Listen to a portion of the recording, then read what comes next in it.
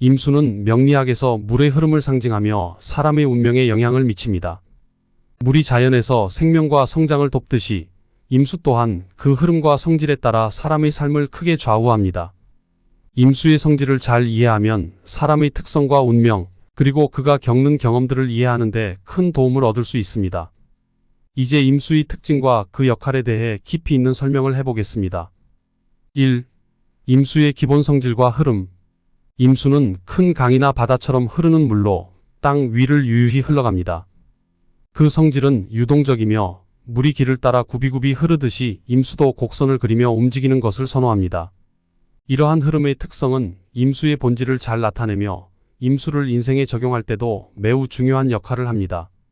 임수는 직선으로 흐르지 않고 곡선을 그리며 흘러가야만 그 에너지를 제대로 발휘할 수 있습니다. 임수는 S자 형태로 구부러진 지형에서 제대로 역할을 할 수 있습니다. 만약 땅이 직선으로 되어 있다면 물이 제대로 스며들지 못하고 막혀버리거나 땅이 무너져 버릴 위험이 있습니다. 따라서 임수는 반드시 곡선을 따라 흘러야만 자연스러운 수생목을 이룰 수 있습니다. 물이 목을 스며들게 하지 않고 떠내려 보낼 때 목의 성장 또한 막힐 수밖에 없습니다. 이는 물이 주변 환경과 조화를 이루며 흘러가야 한다는 자연의 원리를 상징합니다.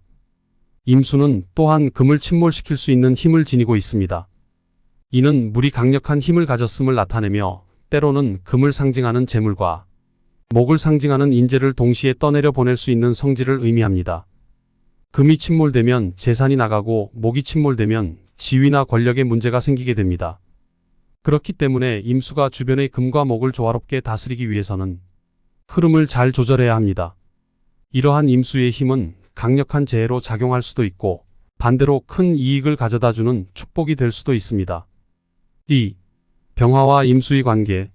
임수가 하늘로 올라가 비가 되어 내리는 과정은 매우 상징적입니다. 이는 임수가 병화를 만나면 하늘로 증발하여 비로 변하고 그 비가 내려 초목을 생육시키는 것을 의미합니다. 여름철에 병화를 만나면 임수는 더욱 활기를 띠며 하늘 높이 올라가 우로가 되고 그 물이 다시 내려올 때 초목을 생육시키는 수생목의 역할을 충실히 합니다. 이러한 자연적 순환 과정에서 임수는 그 본래의 역할을 다하며 병화와의 만남은 임수의 가능성을 최대한으로 끌어올리는 계기가 됩니다. 병화는 임수의 흐름을 유연하게 만들어 조화롭게 흘러가게 합니다. 임수가 병화를 만나면 그 흐름은 더욱 유연해지고 하늘에서 비로 내려오며 초목을 잘 자라게 합니다. 병화와 임수의 이러한 관계는 수화기제의 첫 번째 원리로서 임수가 하늘에 올라가 비로 내릴 수 있는 힘을 가지게 함으로써 초목을 살리는 것입니다.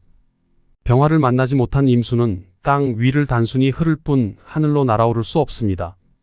이는 큰 인물이 될 수 있는 잠재력이 있지만 그 가능성을 발휘하지 못하는 상태를 나타냅니다. 임수가 하늘에 오르지 못하고 땅 위를 흐르게 될 때 그 주변에 토가 없다면 임수는 백리 안에 흐르는 강물과 같은 존재가 됩니다. 이는 큰 위인을 알아보지 못하고 그저 평범한 강물처럼 흘러가 버리는 것을 의미합니다. 임수라는 큰 가능성을 제대로 인식하지 못하고 활용하지 못할 때 결국 그 물은 그저 흘러가는 물에 불과하게 됩니다.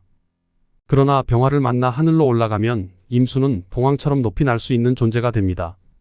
3. 임수와 정화의 관계. 정화는 임수의 곁에서 임수를 지키는 역할을 합니다. 정화는 임수가 더욱 큰 존재로 성장할 수 있도록 도와주며 임수가 위인이나 권력을 만날 때 그 곁에서 참모 역할을 할 수 있게 합니다. 이러한 정임합의 관계는 임수가 큰 인물로 성장할 수 있도록 지켜주는 보호막과 같은 존재로 임수가 세상에서 영향력을 발휘할 수 있는 기반을 마련해 줍니다. 정화는 임수가 활동하는 무대가 귀한 것임을 나타내며 임수가 그 흐름을 원활하게 이어나갈 수 있도록 합니다. 정화는 임수가 하늘로 올라가 비로 내릴 수 있도록 돕는 중요한 역할을 하며 임수가 하늘 높이 날아오를 수 있는 가능성을 부여합니다. 이는 임수가 큰 인물로 성장할 수 있는 중요한 조건 중 하나이며 정화와의 관계가 임수의 운명을 크게 좌우합니다. 4. 임수와 기토의 관계는 기인탁수. 기토를 만나면 임수의 성질이 탁해져 혼탁한 물이 됩니다. 기토가 임수를 만나면 임수는 더 이상 맑은 물이 아니며 혼탁하고 음지에 갇힌 물이 됩니다. 이는 임수가 자신의 본래 역할을 잃고 음지에서 갇힌 상태로 존재하게 되는 것을 의미합니다. 기토가 임수를 만날 때 임수는 그 안에서 제대로 된 흐름을 이루지 못하고 막히게 됩니다. 이로 인해 임수의 힘은 발휘되지 못하고 목을 생동시키는 역할 또한 수행하지 못하게 됩니다. 이러한 상황에서는 임수가 그저 음지에 머물며 자신의 가능성을 발휘하지 못하는 상태에 머물게 됩니다. 이를 해결하기 위해서는 목이 생동하여 임수의 흐름을 다시 살려주어야 합니다. 기임탁수는 인간의 삶에서도 중요한 의미를 가집니다.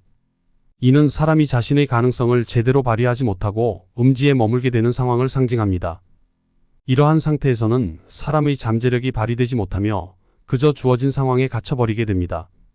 이를 극복하기 위해서는 주변의 도움과 환경의 변화가 필요하며 이를 통해 임수는 다시 흐름을 찾고 자신의 역할을 다할 수 있게 됩니다. 5. 계절에 따른 임수의 역할 변화. 임수의 역할은 계절에 따라 다르게 나타납니다. 춘절 봄에는 임수가 강이나 바다처럼 목을 생육시키는 역할을 수행하지는 못합니다. 봄철에는 물이 그다지 많이 필요하지 않기 때문에 임수는 농사짓는 데 많이 쓰이지 않고 그저 흘러가는 물로서 존재하게 됩니다. 이러한 임수는 그저 놀이용 물에 불과하며 큰 역할을 하지 못합니다. 하절 여름에는 임수가 우로로서 초목을 잘 키우는 역할을 합니다. 여름철에는 물이 많이 필요하고 임수는 그 물을 제공함으로써 초목이 잘 자랄 수 있도록 돕습니다. 이때 임수는 매우 중요한 역할을 하며 그 본래의 힘을 발휘하게 됩니다. 하절의 임수는 병화와 함께 작용하여 초목을 생육시키는 데 큰 기여를 합니다.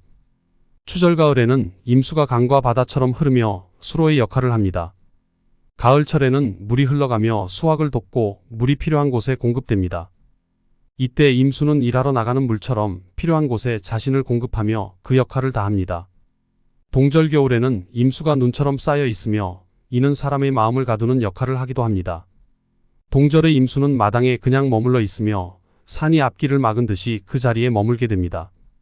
이는 사람의 마음이나 정신이 갇혀있는 상태를 상징하며 임수가 자유롭게 흐르지 못하고 갇힌 상태로 존재하게 됨을 나타냅니다.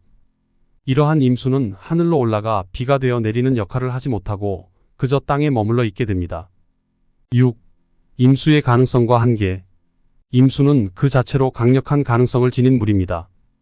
임수는 하늘로 올라가 비가 되어 내릴 수 있는 힘을 가지고 있으며 주변의 환경과 조화를 이루며 흐를 때 그 본래의 힘을 발휘할 수 있습니다. 그러나 임수가 제대로 흐르지 못하고 막히게 되면 그 가능성은 발휘되지 못하고 그저 음지에 머물게 됩니다. 임수는 병화를 만나 하늘로 올라가거나 정화를 만나 그 곁에서 보호를 받으며 기토를 만나 그 흐름이 막히는 등 다양한 상황에서 그 성질을 드러냅니다. 임수의 흐름을 제대로 이해하고 활용하는 것은 사람의 삶에 있어서도 중요한 의미를 가집니다. 임수는 강한 에너지를 지니고 있으며 그 에너지를 어떻게 활용하느냐에 따라 사람의 운명이 달라질 수 있습니다. 임수가 막히지 않고 자유롭게 흐를 수 있도록 주변의 환경을 잘 조성하고 임수가 하늘로 올라가 비가 되어 내릴 수 있는 기회를 제공하는 것이 중요합니다.